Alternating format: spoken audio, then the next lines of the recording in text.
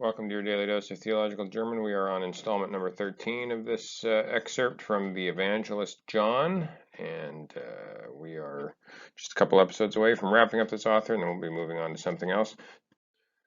So he, that is John, so just for context, Schlatter is talking about John's Gospel, and we're talking in this part about how in John's Gospel, Jews and Gentiles don't seem to be distinguished at all in terms of righteous and sinners, but for John, everyone are sinners, and Christ came for everyone, Jew and Gentile alike. So he's kind of commenting on that sort of theological situation, and so that's kind of what's continuing here. It says, he has placed the Rabbi Nicodemus so close by or near the Samaritan woman. This is a feminine ending here, so the Samaritan woman, that both resemble each other. So his point would be obviously that Nicodemus being, a established Jewish rabbi, and the Samaritan woman being outside of Judaism in some sense, that John is basically making them the same, and that's all fitting into Schlatter's theology. But let's look at a couple things about this sentence.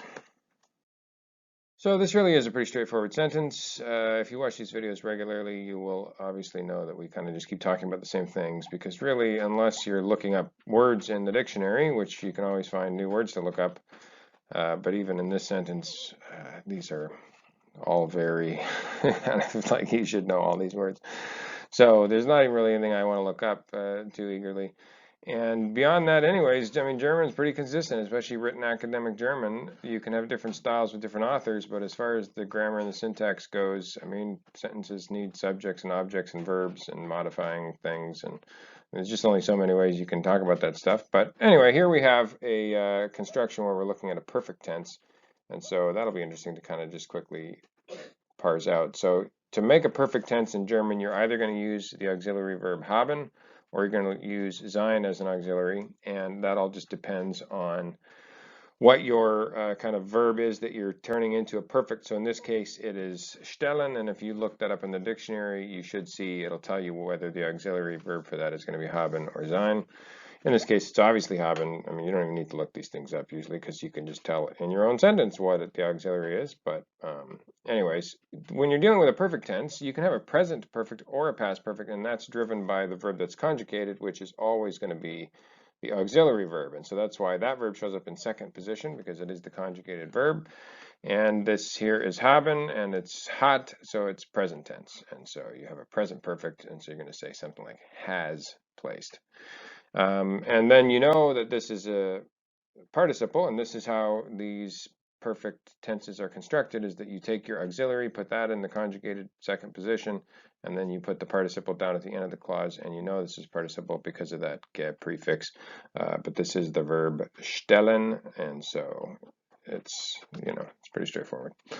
And then you have this other clause here, which is a subordinate clause that elaborates on the effect of placing Nicodemus and the Samaritan woman so close together. And so because it's a subordinate clause, your verb shows up at the very end of the clause. And so this verb here is gleichen, which means to resemble. And so they both resemble each other, and it's plural because the subject here is both. And so, yeah, pretty straightforward sentence. It might be interesting if we get a more complicated sentence coming up to take this one and put it alongside of it and just show how all the pieces are kind of the same. Just so that you can kind of learn that complex sentences need not be feared, because they have all the same basic parts and you can just track them down. And anyway, so that'll be interesting. But that's it for today. Tune in tomorrow. Thanks for watching.